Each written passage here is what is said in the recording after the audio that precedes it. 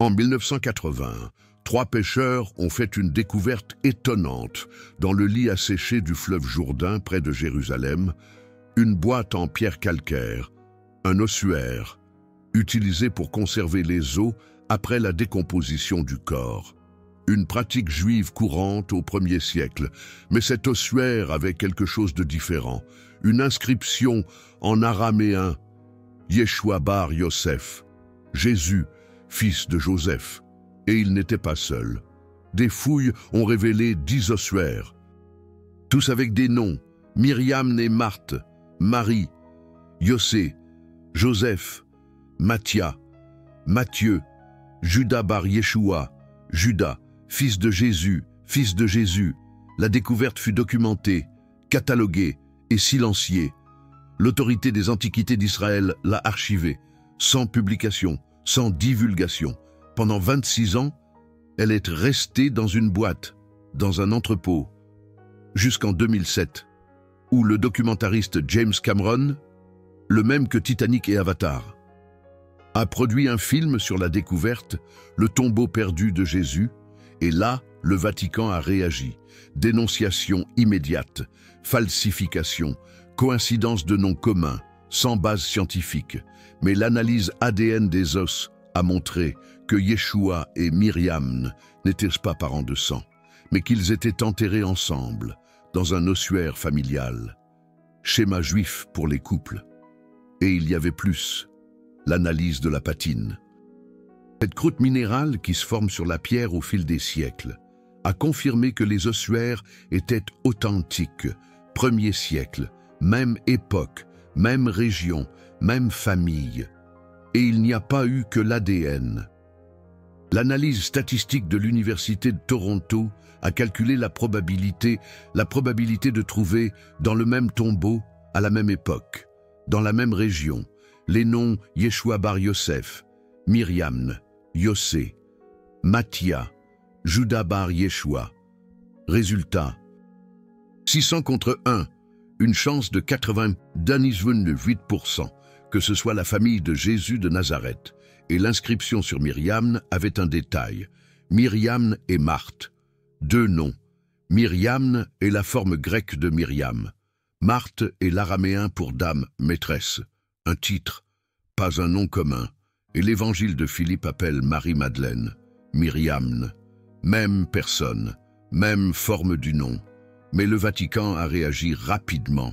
Le porte-parole du Vatican, Federico Lombardi, en 2007, a déclaré « Cette affirmation est totalement infondée.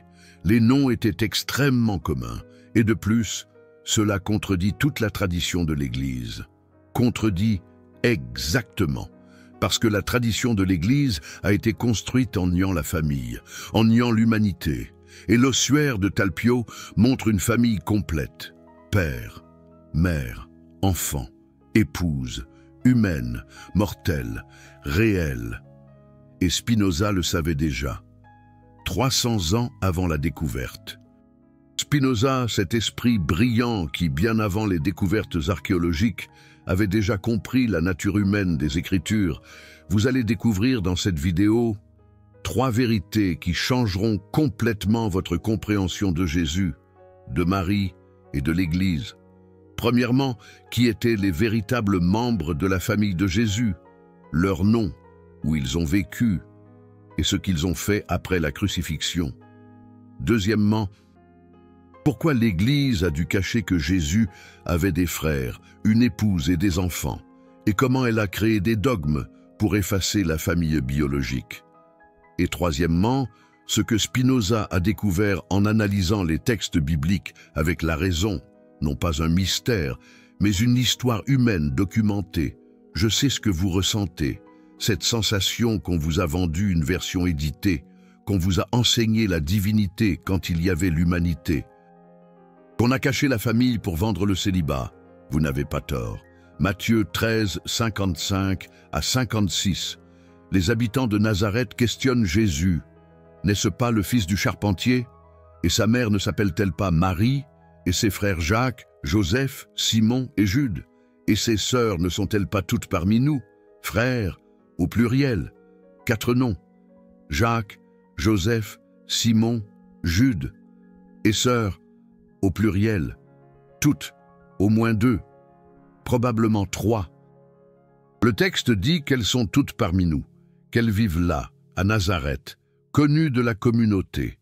Marc 6,3 répète « même nom, même structure familiale » et utilise le mot grec adelphoi, frère, pas cousin, pas parents éloignés, frère.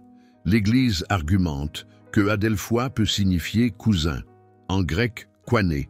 Dans le contexte juif, la famille élargie était appelée frère, vrai, mais partiel, parce que lorsque les évangiles voulaient dire cousin, ils utilisaient un mot spécifique, anepsios. Colossiens 4,10 utilise anepsios pour Marc, cousin de Barnabé. Si les évangélistes connaissaient le mot, pourquoi ne l'ont-ils pas utilisé dans Matthieu 13 et Marc 6?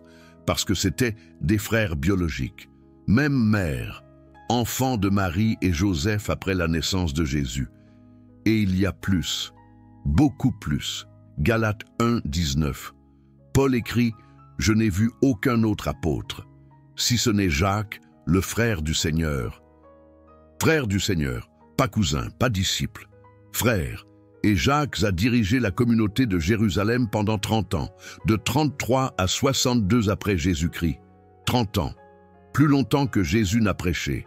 Et jamais, dans aucun document, Jacques n'affirme que Jésus est ressuscité corporellement. Il parle de Jésus comme d'un maître, comme d'un leader moral, comme d'un frère qui a eu un message important. Pourquoi? Parce que Jacques connaissait la vérité. Il était frère. Il a vu Jésus grandir. Il a vu les limitations, les doutes, l'humanité. Et quand l'Église a commencé à créer la théologie de la divinité, Jacques a résisté. Il a maintenu les enseignements originaux, un judaïsme réformé, sans déification. Et Jacques avait du pouvoir, réel, documenté. Acte 15 décrit le concile de Jérusalem. En l'an 50, Pierre, Paul, Jacques et les anciens discutent de la question de savoir si les païens convertis doivent suivre la loi mosaïque. La circoncision, les lois alimentaires, le sabbat, Pierre parle, Paul parle. Mais qui décide? Jacques. Verset 19. C'est pourquoi je suis d'avis de ne pas inquiéter ceux des païens qui se convertissent à Dieu. Jacques juge, pas Pierre. Jacques avait l'autorité finale. Dans la communauté de Jérusalem, qui était la communauté mère, l'originale, d'où tous les apôtres sont sortis, et Jacques dirigeait parce qu'il était frère, famille, sang. Pas parce qu'il a été choisi par une vision ou un vote, parce qu'il était l'héritier légitime. Et l'épître de Jacques, dans le Nouveau Testament, montre sa théologie. Elle ne mentionne pas la résurrection corporelle. Elle ne mentionne pas la divinité de Jésus. Elle se concentre sur l'éthique, la justice sociale, la foi avec les œuvres. Jacques 2, 26. De même que le corps sans esprit est mort, de même la foi sans les œuvres est morte.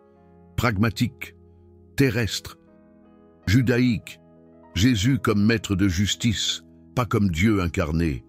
Et cela a créé un conflit avec Paul. Paul prêchait un Jésus divin, mort et ressuscité pour le salut.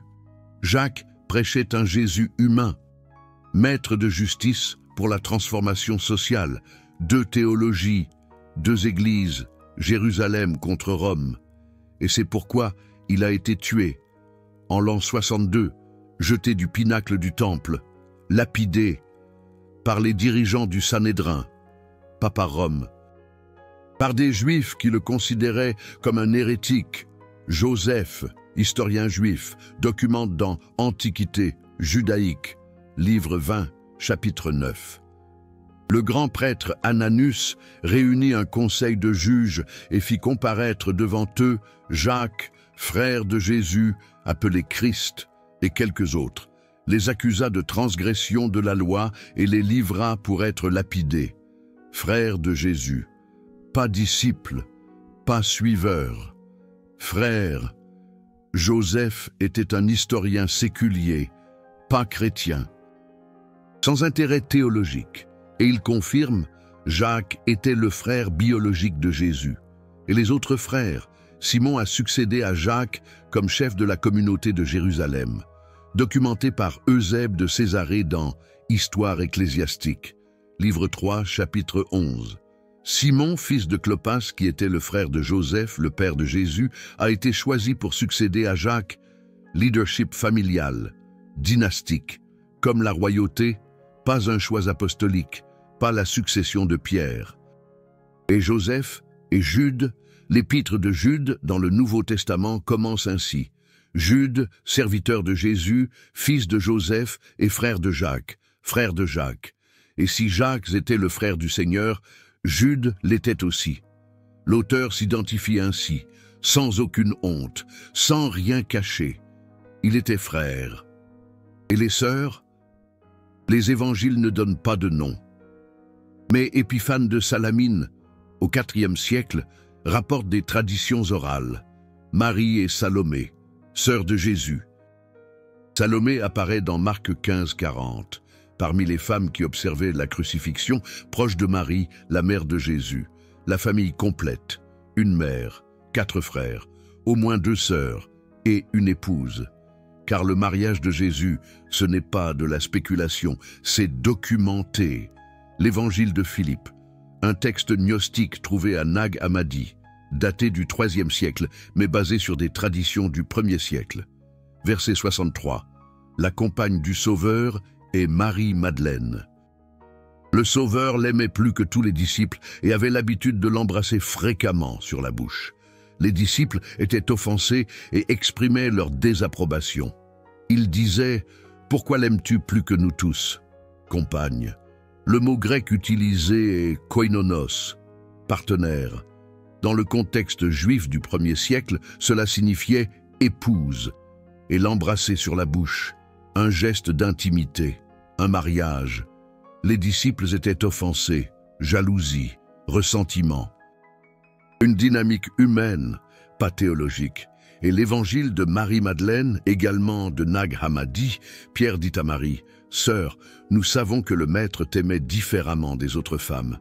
Dis-nous les paroles qu'il t'a dites, dont tu te souviens, et que nous ne connaissons pas. Aimait différemment, une relation spéciale, une connaissance exclusive. » Marie répond en enseignant, en dirigeant. Pierre se met en colère. Lévi défend Marie. Si le Sauveur l'a jugée digne, qui es-tu pour la rejeter? Le Sauveur la connaît bien. C'est pourquoi il l'a aimée plus que nous. Un conflit, politiquement. À propos de la succession, Pierre veut diriger. Mais Jésus a choisi Marie, une femme, une épouse, et c'était inacceptable pour Pierre. Culture patriarcale, misogynie. Et Pierre a gagné, a créé une hiérarchie, a exclu Marie. Et des siècles plus tard, l'Église a transformé Marie-Madeleine en prostituée. Grégoire le Grand, pape, en l'an 591, Sermon 33, celle que Luc appelle pécheresse, que Jean appelle Marie, nous croyons être Marie-Madeleine de qui 7 démons ont été expulsés. Prostituée, sans aucune base biblique, une invention, pour détruire sa réputation, pour justifier son exclusion. Marie-Madeleine dirigeait, enseignait, était une apôtre. Et l'Église l'a transformée en une pute repentie, un contrôle narratif, un effacement historique, et cet effacement fut systématique. Le Concile de Nicée, en 325, a exclu les évangiles qui mentionnaient Marie-Madeleine comme leader. L'évangile de Marie, l'évangile de Philippe, Pistis Sophia, le dialogue du Sauveur, tous exclus, étiquetés apocryphes, hérésie. Et pourquoi? Parce qu'ils montraient une femme enseignant, une femme avec de l'autorité, une femme choisie par Jésus au-dessus des hommes, et il y avait une base solide. Jean 20. Marie-Madeleine est la première témoin de la résurrection alléguée, la première à voir Jésus après la crucifixion, la première à recevoir une mission. Va trouver mes frères et dis-leur que je monte vers mon Père. Apôtre des apôtres, un titre donné par Thomas d'Aquin au XIIIe siècle.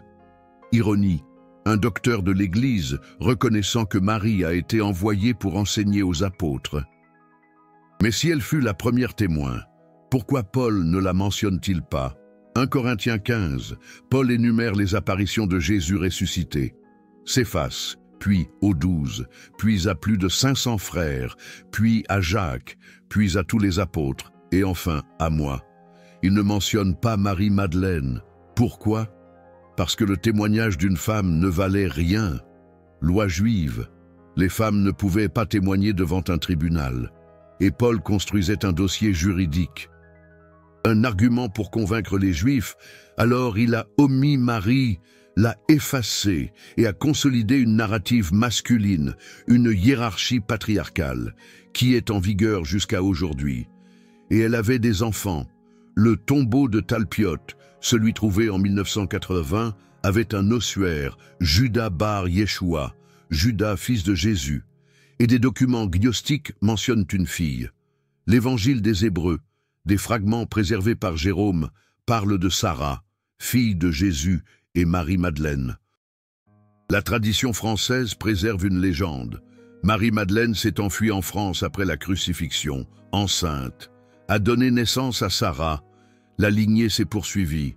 La dynastie de Jésus, un sang royal, nom divin, humain. Les Mérovingiens, rois francs, prétendaient descendre de cette lignée. Une légende? Peut-être. Mais basée sur des traditions anciennes, orales, préservées. Spinoza a analysé tout cela. Il a lu les évangiles canoniques en grec, les apocryphes en copte et en araméen quand ils étaient disponibles. Il a comparé et il a écrit dans le traité théologico-politique, chapitre 2. Les prophètes étaient des hommes dotés d'une imagination vive et non d'un esprit particulièrement parfait. Traduction. Les prophètes n'étaient pas divins. C'étaient des humains avec des capacités spécifiques. Et Jésus aussi. Proposition 14 de l'éthique, partie 1. En dehors de Dieu, aucune substance ne peut être donnée ou conçue. Si Jésus était Dieu, il n'était pas humain. S'il était humain, il n'était pas Dieu, il n'y a pas de mélange. Soit une substance divine, soit une substance humaine. Et les humains ont une famille. Ils naissent, grandissent, se marient, procréant, meurent. L'Église a dû choisir Jésus humain avec une famille ou Jésus divin sans famille. Elle a choisi la divinité et a effacé la famille. Comment? Avec 3 dogmes, tous inventés, tous sans aucune base biblique, tous créés des siècles après Jésus. Dogme 1, la virginité perpétuelle de Marie, créée au concile de Latran en l'an 649. Marie est restée vierge avant, pendant et après la naissance de Jésus. Elle n'a jamais eu de relation sexuelle, même pas avec Joseph. Les frères du Seigneur, ce sont les enfants de Joseph d'un mariage antérieur, ou des cousins, ou n'importe quoi d'autre, sauf des frères de la même mère. Pourquoi? Parce que si Marie avait eu d'autres enfants, la naissance de Jésus n'aurait pas été spéciale. Elle aurait été la première d'une série normale, humaine, et cela détruit l'Immaculée Conception, détruit la vénération de Marie, détruit l'intercession mariale, détruit le dogme. Mais les évangiles contredisent. Matthieu 1, 25 dit que Joseph n'a pas connu Marie jusqu'à ce que Jésus soit né, jusqu'à ce que, après, il l'a connue. Ils ont eu des relations. Ils ont eu des enfants. Luc 2, 7 appelle Jésus le premier-né. Le premier impliquant d'autres après. L'Église ignore. Un dogme est un dogme. Il n'a pas besoin de logique. Dogme 2, la divinité de Jésus décidée par un vote. Concile de Nicée en l'an 325, convoqué par Constantin, 318 évêques. Ils ont voté. Jésus est-il de la même substance que le Père ou d'une substance similaire? Homoousios versus homoiousios. Une lettre de différence. Même essence ou essence apparentée, ils ont voté. 218 pour homoousios, Jésus est Dieu, de la même substance. 2 contre Arius et Second. Ils ont été exilés, leurs textes brûlés, leurs partisans persécutés. La divinité de Jésus a été décidée à la majorité, dans une assemblée politique parrainée par un empereur qui n'était même pas encore chrétien. Il a été baptisé sur son lit de mort.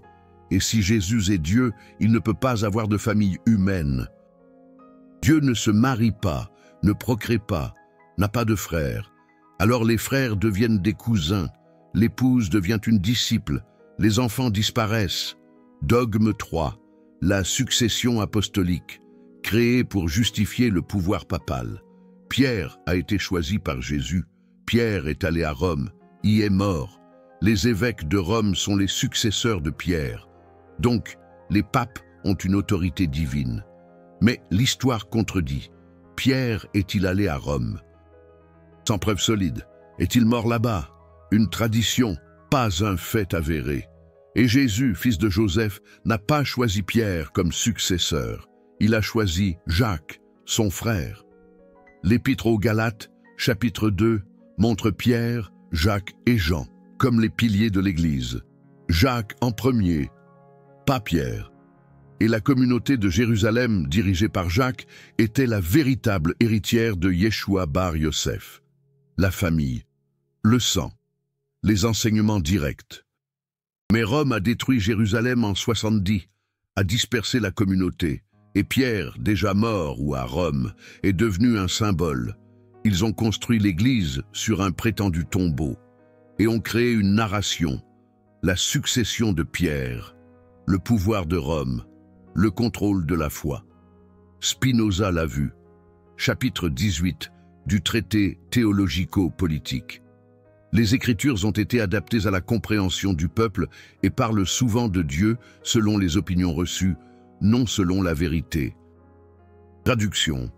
La Bible reflète la culture de l'époque, pas la vérité absolue, et l'Église a édité, interprété, dogmatisé, selon sa convenance politique, comme l'a si bien analysé Baruch Spinoza.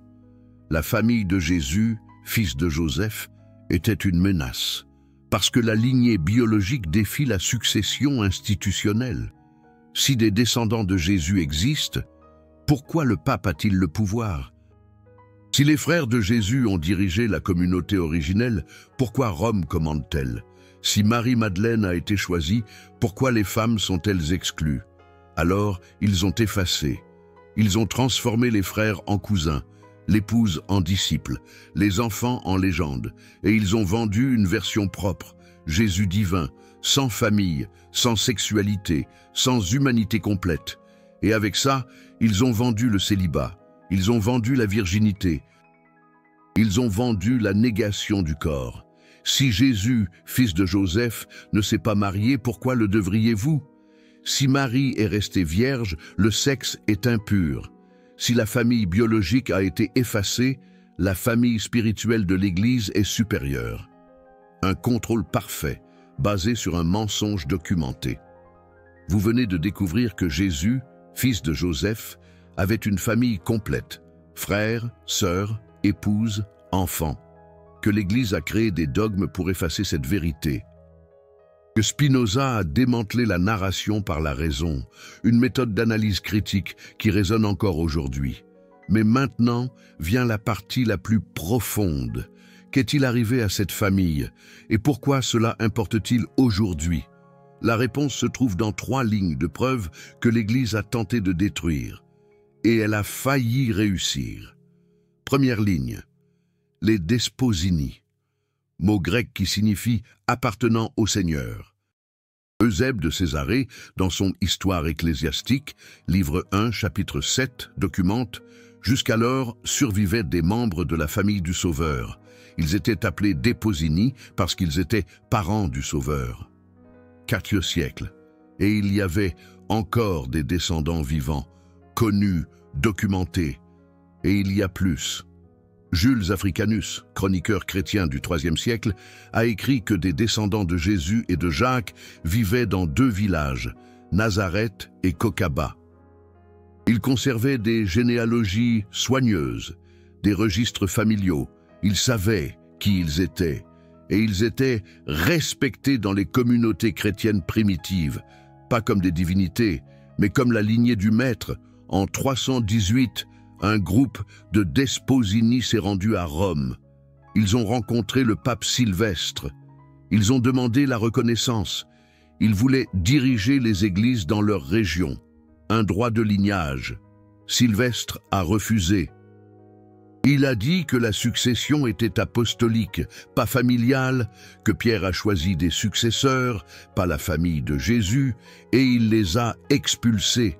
Le registre se trouve dans les Homélies clémentines, un texte du IVe siècle, un conflit documenté.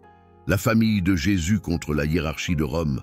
Rome a vaincu, et les Desposini ont disparu de l'histoire officielle. Ils ne sont pas morts. Ils ont été effacés, censurés, oubliés. Mais attendez, réfléchissez avec moi. Si vous étiez le pape en 318 et que des descendants biologiques de Jésus arrivaient en demandant à diriger les églises, que feriez-vous? Si vous reconnaissiez leurs droits, votre autorité s'effondrerait. Le pape deviendrait irrélevant. La lignée biologique vainc toujours la lignée institutionnelle. Le sang vainc le vote. Alors Sylvestre a choisi le pouvoir plutôt que la vérité et a créé un précédent. À partir de 318, toute allégation de descendance de Jésus était automatiquement une hérésie, et quiconque insistait était persécuté, excommunié, et, au cours des siècles suivants, tué. Et il y a un détail crucial, les Desposini n'étaient pas des fanatiques, ils ne revendiquaient pas la divinité, ils ne disaient pas que la descendance donnait des pouvoirs. Ils voulaient seulement une reconnaissance historique, le respect de la mémoire de leurs ancêtres, et le droit de diriger les communautés qui les suivaient volontairement. Une demande raisonnable, refusée par politique. Deuxième ligne, les manuscrits de Qumran, les manuscrits de la Mer Morte. 972 textes, trouvés entre 1947 et 1956, datés entre 300 avant Jésus-Christ et 70 après Jésus-Christ. Une communauté d'Esséniens, et plusieurs textes mentionnent une structure familiale spécifique. Des leaders appelés mévaqueurs, surintendants. Et la succession était familiale. De père en fils, pas une élection, une dynastie. Et il y a un texte, le document de Damas, qui décrit le maître de justice, le leader de la communauté, persécuté, tué par les autorités, et ses disciples attendaient son retour. Le fils du maître continuerait sa mission. Les érudits débattent pour savoir si le maître de justice était Jean-Baptiste, Jacques ou un autre. Mais le schéma est clair, une direction familiale, le sang, la dynastie. Et Jésus, fils de Joseph, s'il a eu des contacts avec les Esséniens, aurait suivi ce modèle. Jacques comme successeur, non par mérite, mais par le sang. Son frère. Et l'Église a détruit ça. Elle a créé le modèle apostolique. Pierre choisit son successeur. Le successeur choisit le suivant. Ad infinitum, un contrôle, une hiérarchie, le pouvoir concentré à Rome, pas à Jérusalem, pas dans la famille. Troisième ligne, les lignées européennes. Et ici, cela devient controversé mais documenté. De multiples maisons royales européennes prétendaient descendre de Jésus. Les Mérovingiens en France, les Plantagenets en Angleterre, les Stuarts en Écosse, basés sur des généalogies qui remontaient à Marie-Madeleine et à Sarah, la fille de Jésus. Une légende? Peut-être. Mais les généalogies étaient prises au sérieux. Les rois justifiaient leur pouvoir par le sang divin. Et si le sang venait de Jésus, c'était encore mieux. Un droit divin royal, non par un choix de Dieu abstrait, mais par descendance littérale. Et l'Église a aussi ça. Parce que si les rois descendent de Jésus, ils ont plus de légitimité que le pape. Le pape est le successeur de Pierre. Le roi serait un descendant de Jésus lui-même, un conflit d'autorité. Et l'Église perdrait toujours. Alors elle a délégitimé, elle a appelé ça de l'hérésie. Les Cathares, dans le sud de la France, au XIIe et XIIIe siècle, conservaient des traditions de lignée de Jésus. Ils vénéraient Marie-Madeleine. Ils disaient que l'Église de Rome était fausse. Le pape Innocent III a déclaré la croisade des Albigeois, de 1209 à 1229, 20 ans de guerre, entre 200 000 et 1 million de morts, la majorité des civils, des massacres, Béziers, 20 000 morts en un jour. L'abbé Arnaud Amalric a dit « Tuez-les tous, Dieu reconnaîtra les siens ». Un génocide pour détruire une idée, l'idée que Jésus avait des descendants et que ces descendants menaçaient le pouvoir papal, et ça a fonctionné. Les Cathares ont été éteints, les textes brûlés, les traditions effacées, et la narration de Rome s'est consolidée. Mais il y a un détail brutal que les historiens ont découvert. Pendant la croisade des Albigeois, les inquisiteurs avaient une liste de familles, spécifiquement des familles qui prétendaient descendre de Jésus. Et il n'y avait pas que des Cathares. C'étaient des maisons nobles, avec des généalogies documentées, avec des registres qui remontaient à des siècles. Et l'Inquisition avait un ordre: détruire les généalogies, brûler les documents, tuer les héritiers sans laisser de descendants, exterminer la lignée. Baruch Spinoza aurait sans doute dénoncé cette instrumentalisation de la foi. Il ne s'agissait pas seulement de persécution religieuse, il s'agissait d'une extermination génétique, systématique, planifiée. Bernard Guy, célèbre inquisiteur, auteur du Practica Inquisitionis Heretice Pravitatis, un manuel datant de 1323, décrit un protocole effrayant. Lorsque tu trouveras une famille qui prétend descendre d'une lignée sacrée, confisque tous les documents, brûle les généalogies, sépare les enfants de leurs parents, envoie-les dans des monastères lointains, brise la lignée, efface la mémoire, et ils ont fait cela pendant 200 ans, de 1184, date du début officiel de l'Inquisition, jusqu'en 1400, des générations entières, une chasse systématique, et pas seulement en France, dans toute l'Europe, en Espagne, en Italie, en Allemagne. Toute famille qui préservait une tradition de lignée de Jésus était une cible. Et vous savez quoi d'autre? Les Templiers, l'ordre des Chevaliers Templiers, fondé en 1119, officiellement, pour protéger les pèlerins à Jérusalem. Mais ils ont fouillé sous le temple de Salomon pendant 9 ans. Que cherchaient-ils? Qu'ont-ils trouvé? Des documents. Selon plusieurs sources historiques, ils ont trouvé des manuscrits cachés, des rouleaux, des évangiles et des généalogies de la famille de Jésus, et ils les ont rapportés en Europe, et ils les ont protégés. Et cela explique pourquoi les Templiers ont gagné du pouvoir si rapidement, en 20 ans, passant d'un petit ordre à l'organisation la plus riche d'Europe. Banquiers du pape, conseillers des rois, exemptés d'impôts, immunisés contre les lois locales. Pourquoi? Parce qu'ils avaient quelque chose que le Vatican craignait, des documents qui prouvaient l'existence de la famille de Jésus, et en 1307, le roi Philippe IV de France, en conspiration avec le pape Clémentin, a arrêté tous les Templiers en France, un vendredi 13 octobre, l'origine de la superstition du vendredi 13.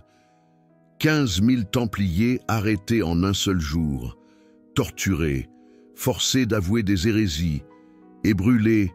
Jacques de Molay, le grand maître, a été brûlé en 1314. Mais avant de mourir, il a crié du pilori, pape Clément, roi Philippe, je vous convoque devant le tribunal de Dieu dans l'année. Et les deux sont morts dans l'année. Clément en avril 1314, Philippe en novembre 1314. Une coïncidence? Peut-être. Mais ce qui n'est pas une coïncidence, c'est que les documents des Templiers n'ont jamais été retrouvés. Ils ont disparu avant les arrestations. Les Templiers savaient que cela allait arriver, et ils les ont cachés. Où? Les théories abondent. en Écosse, au Portugal, en Amérique du Nord, avant Christophe Colomb. Mais la réalité probable, c'est qu'ils les ont détruits, pour les protéger. Parce que si le Vatican avait mis la main sur la preuve documentaire des descendants de Jésus, il aurait détruit non seulement les Templiers, mais toutes les familles mentionnées. Un génocide complet. Alors les Templiers ont choisi détruire la preuve pour sauver les personnes. Et ils ont été tués malgré tout, parce que la menace était le connaissance. Et le savoir oral survit tant qu'il y a quelqu'un pour le raconter. Et vous savez ce qui est le plus fascinant? Les Templiers avaient un code, la règle de l'ordre, écrite en 1129 par Bernard de Clairvaux. Et elle contenait une clause spécifique, protéger les pèlerins et défendre les secrets de la vraie foi. Des secrets, pas des dogmes, pas des doctrines officielles, des secrets. Et pendant les procès de 1307 à 1314, les inquisiteurs ont torturé des centaines de Templiers. Ils voulaient des noms, ils voulaient des lieux, ils voulaient des documents. Et de nombreux Templiers, sous une torture extrême, ont confessé la même chose. Nous avons trouvé la vérité sous le temple, une vérité qui détruit l'Église. Mais nous ne dirons pas où elle se trouve. Nous mourrons avant. Et ils sont morts. 54 Templiers brûlés à Paris en un seul jour. Le 18 mars 1314, ils ont refusé de révéler, ils ont crié des hérésies depuis l'échafaud. Ils disaient que Pierre n'était jamais allé à Rome, que Paul avait inventé le christianisme, que Jésus avait eu des enfants et que l'Église le savait et le cachait. Et ils ont été brûlés vifs et le secret est mort avec eux. Ou pas. Parce que 400 ans plus tard, à Amsterdam, Spinoza a écrit les mêmes conclusions, sans avoir accès aux documents des Templiers, seulement avec la raison, l'analyse textuelle, la comparaison historique. Et il est arrivé à la même vérité. Jésus était humain, il avait une famille, et l'Église a inventé la divinité. Et cela nous ramène à Spinoza. Il vivait à Amsterdam, au XVIIe siècle.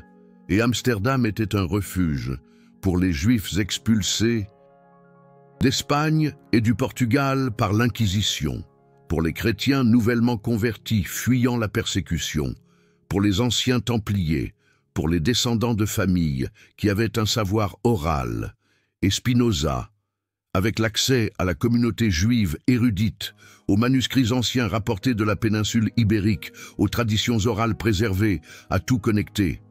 Il a lu la Bible, l'a comparée avec Flavius Joseph, avec Eusèbe, avec des textes rabbiniques, et il a conclu « Jésus était humain. Il avait une famille, et l'Église a inventé la divinité, et il a été excommunié pour cela. » En 1656, Érème, excommunication juive. Pourquoi? Parce que la communauté juive d'Amsterdam avait peur. Peur de l'Inquisition, peur de perdre son refuge. Et Spinoza, en questionnant la divinité, en appliquant la raison au texte sacré, créait une cible. Et la communauté ne pouvait pas prendre ce risque. Alors ils ont banni Spinoza. Pour protéger la communauté, le même schéma, protéger le groupe en sacrifiant l'individu. Et Spinoza a accepté. Il a vécu seul, pauvre, libre, et il a écrit des vérités que la communauté savait mais ne pouvait pas admettre. Spinoza a vu tout cela, et il a écrit dans l'éthique proposition 28 de la partie 1. Aucune chose singulière, ou aucune chose qui est finie et a une existence déterminée, ne peut exister ni être déterminée à opérer si elle n'est pas déterminée à exister et à opérer par une autre cause. Traduction. Rien n'arrive par hasard. Si l'Église a détruit les registres de la famille de Jésus, elle avait une raison, une cause, la menace à son pouvoir. Et la proposition 18 de la partie 4. Le désir qui naît de la raison ne peut avoir d'excès, mais le désir qui naît de l'ignorance le peut. L'Église a agi par désir de pouvoir, pas par raison, et le pouvoir sans limite détruit tout ce qui le menace, y compris la vérité, y compris la famille de Jésus. Maintenant, connectez tout. Jésus était juif. Les Juifs valorisaient la famille, les généalogies, les lignées. Tout rabbin se mariait. C'était une obligation religieuse. Croissez et multipliez. Un commandement divin. Jésus, en tant que juif pratiquant, se serait marié, ça probablement tôt, vers 18, 20 ans, la norme de l'époque. Et Marie-Madeleine n'était pas de Magdala par hasard. Elle en était originaire. Une ville riche, un port sur la mer de Galilée. Et son nom, Madeleine, peut être un titre. Migdal en hébreu signifie tour, une tour de guet, une position de leadership. Elle n'était pas une prostituée, elle était une leader, riche, influente, et elle finançait la mission de Jésus. Luc. 8.3 le confirme, Marie, appelée Madeleine, et Jeanne, femme de Chouza, et Suzanne, et beaucoup d'autres, qui les servaient de leurs biens. Des épouses et des femmes riches finançaient le mouvement de Jésus. Ce n'était pas une opération de mendiants. C'était un mouvement organisé, avec des ressources.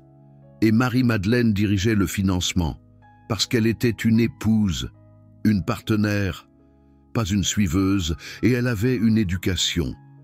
Les évangiles gnostiques montrent Marie débattant de théologie, de philosophie, interprétant des visions, enseignant aux apôtres. Une femme éduquée était rare au 1er siècle, mais pas impossible. Les familles riches éduquaient leurs filles, surtout les filles uniques ou les aînées, et Marie avait les ressources pour voyager, pour financer, pour diriger, et son mariage avec Jésus avait un sens stratégique, une alliance. Jésus était charpentier de Nazareth, une famille humble. Joseph est mort tôt. Probablement, Jésus a assumé la charge de la famille, frère, sœur, mère veuve, et il a épousé une femme riche, qui a apporté des ressources, permettant à Jésus de quitter la menuiserie s'il se consacrait à enseigner, à voyager, à prêcher. Myriam n'était pas une disciple passive, elle était une investisseuse active, une partenaire, et après la crucifixion, elle avait un réseau, des contacts, des ressources financières. Et elle s'est enfuie, pas en France, c'était trop loin, trop dangereux, mais en Égypte, à Alexandrie, à 400 kilomètres au sud. Un voyage d'1 semaine. Là-bas, il y avait une communauté juive énorme. 1/3 de la population, 200 000 juifs. La sécurité, l'anonymat, et c'est là, comme nous l'avons vu dans la vidéo précédente, que Jésus, fils de Joseph, a possiblement survécu et vécu jusqu'à 87 ans. Myriam et Jésus, fils de Joseph à Alexandrie, avec leurs enfants, enseignants, loin de Jérusalem, loin du danger. Et Jacques est resté à Jérusalem, dirigeant la communauté. Maintenant, les enseignements originaux, jusqu'à sa mort. Et Simon a continué, jusqu'à ce qu'il soit crucifié par Trajan, l'empereur romain, en l'an 107, documenté par Eusèbe. La famille de Jésus, fils de Joseph, a dirigé la communauté pendant 74 ans, de 33 à 107, 3 générations, Jacques, Simon et leurs successeurs. Et Rome, avec Pierre et Paul, a créé une version différente, théologique, mystique, la divinité de Jésus, fils de Joseph, sans famille, sans humanité complète. Et quand Jérusalem a été détruite en 70, la communauté s'est dispersée et la version de Rome a vaincu. Elle est devenue l'orthodoxie et la famille est devenue l'hérésie. Spinoza conclut l'éthique avec la proposition 42 de la partie 5. La béatitude n'est pas la récompense de la vertu, mais la vertu elle-même. Il n'y a pas de récompense externe, il n'y a pas de ciel à gagner. Le bonheur, c'est comprendre, c'est vivre selon la raison, c'est accepter l'humanité, la sienne et celle de Jésus, fils de Joseph. Et si Jésus, fils de Joseph, était un humain complet, avec une famille, avec des descendants, alors il est un modèle, pas un Dieu, et un modèle, vous pouvez le suivre. Dieu, vous ne pouvez que l'adorer. Et l'adoration génère la dépendance. Le modèle génère la liberté. L'Église a choisi l'adoration. Spinoza a choisi le modèle. Et vous, team adoration ou team modèle? Maintenant, passons à l'application pratique. Que faites-vous de cette information? Premièrement, acceptez que l'humanité ne diminue pas le message. Jésus, fils de Joseph, a enseigné la compassion, la justice, l'amour du prochain. Cela reste valable, qu'il soit Dieu ou humain. Avoir une famille ne rend pas ces enseignements moins profonds. Cela les rend plus accessibles. Si lui, humain, a réussi à vivre selon ses principes, vous le pouvez aussi. Deuxièmement, remettez en question les dogmes qui n'ont pas de base historique. La virginité et perpétuelle de Myriam, sans base biblique, le célibat clérical. Il n'était pas pratiqué avant le XIe siècle. Pierre était marié, Paul l'était possiblement. Les apôtres avaient des épouses. 1 Corinthiens 9,5 le confirme. N'avons-nous pas le droit de mener avec nous une épouse croyante, comme les autres apôtres et les frères du Seigneur et Céphas? Céphas, c'est Pierre. Il avait une épouse. Il l'emmenait lors de ses voyages missionnaires, et Paul reconnaît cela comme un droit. Alors le célibat n'est pas un commandement divin, c'est une règle institutionnelle, créée pour le contrôle. Si un prêtre n'a pas de famille, il n'a pas d'héritier, les propriétés restent à l'Église, toujours. Troisièmement, reconnaissez les schémas d'effacement. Chaque fois qu'une institution religieuse dit « ne questionnez pas, croyez seulement », elle cache quelque chose. Chaque fois qu'un dogme contredit l'évidence, la raison commande d'enquêter. Et chaque fois que la famille, la sexualité, l'humanité sont diabolisées, c'est parce qu'elles libèrent, et la libération menace le contrôle. Quatrièmement, étudiez, lisez les textes originaux, en grec, en hébreu, en araméen quand c'est possible, ou des traductions académiques fiables. Comparez les évangiles canoniques avec les apocryphes. Observez les contradictions, les schémas d'édition, et décidez avec la raison, pas avec la peur. Spinoza a vécu cela, excommunié à 23 ans, banni par la communauté juive, rejeté par les chrétiens. Il a vécu pauvrement, polissant des lentilles, mourant de tuberculose à 44 ans, mais libre, intellectuellement libre, et il a produit l'une des philosophies les plus libératrices de l'histoire, parce qu'il a choisi la raison plutôt que le dogme, la vérité plutôt que le confort, la liberté plutôt que l'acceptation. Une démarche similaire à celle de Voltaire, qui a également remis en question les dogmes religieux avec une plume acerbe. Et la méthode de Spinoza était simple mais révolutionnaire. Proposition 7 de la partie 2 de l'éthique. L'ordre et la connexion des idées est le même que l'ordre et la connexion des choses. En d'autres termes, la réalité suit la logique. Si vous pensez correctement aux preuves, vous arrivez à la vérité sur la réalité. Et les preuves concernant Jésus, fils de Joseph, étaient claires. Les textes mentionnent sa famille, l'histoire confirme la direction de Jacques, l'archéologie montre un tombeau familial. Donc Jésus, fils de Joseph, avait une famille, et la proposition 36 de la partie 2. Les idées inadéquates et confuses se suivent les unes les autres avec la même nécessité que les idées adéquates. En d'autres termes, les mensonges se connectent avec les mensonges. Et les dogmes de l'Église se connectaient. La virginité perpétuelle exigeait que ses frères soient des cousins. La divinité de Jésus, fils de Joseph, exigeait qu'il n'ait pas d'épouse. La succession apostolique exigeait que sa famille soit sans importance. Un mensonge en engendrant un autre. Un système complet de contrôle. Et Spinoza a tout détruit avec la proposition 40 de la partie 2. Toutes les idées qui, dans l'esprit, découlent d'idées qui y sont adéquates, sont également adéquates. Si vous partez de faits vérifiables et utilisez la raison, vos conclusions sont solides. Et les faits étaient, les évangiles mentionnent des frères, Flavius Joseph le confirme. Eusèbe documente les Desposini. Donc, Jésus, fils de Joseph, avait une famille biologique. Et l'Église a menti. Et vous pouvez faire de même. Vous n'avez pas besoin d'être un philosophe. Vous n'avez pas besoin de mourir jeune. Vous avez juste besoin d'avoir le courage de questionner, de chercher, d'accepter que les réponses peuvent détruire des croyances, mais libèrent l'esprit. Et quand vous libérez votre esprit de la nécessité d'une divinité externe, vous découvrez votre divinité interne. Proposition 11 de la partie 2 de l'éthique. La première chose qui constitue l'essence de l'esprit humain est l'idée d'un corps singulier existant en acte. Vous êtes un esprit lié à un corps, pas une âme séparée attendant le ciel. Vous êtes cela, maintenant, et comprendre cela, accepter cela, vivre cela, c'est la béatitude. Jésus, fils de Joseph, a vécu cela, avec sa famille, avec amour, avec une humanité pleine, et il a été transformé en Dieu pour que vous ne puissiez pas l'imiter, parce que Dieu est inatteignable. Mais humain, vous pouvez l'être, et alors, vous n'avez pas besoin d'église, vous n'avez pas besoin de prêtre, vous n'avez pas besoin d'intermédiaire.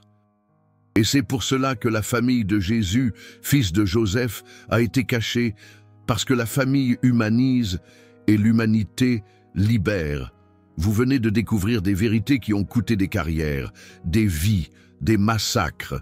Les Cathares ont été exterminés pour cela. Spinoza a été excommunié pour cela. Les Desposini ont été effacés de l'histoire pour cela. Chaque vidéo ainsi exige de révéler ce que tout le monde sait, mais que personne n'admet. Jésus, fils de Joseph, était humain. Il avait une famille. Et l'Église l'a caché pour maintenir son pouvoir. Le Super Thanks là en bas n'est pas qu'un soutien financier. C'est vous qui dites « Je choisis la vérité humaine plutôt que le mensonge divin, l'humanité plutôt que le dogme, la liberté plutôt que le contrôle. Maintenant dites-moi, si vous découvriez que vous descendez de la famille de Jésus, fils de Joseph, cela changerait-il votre vie? Ou la découverte qu'il était pleinement humain l'a-t-elle déjà changé? Commentez, je veux savoir, team humain ou team divine?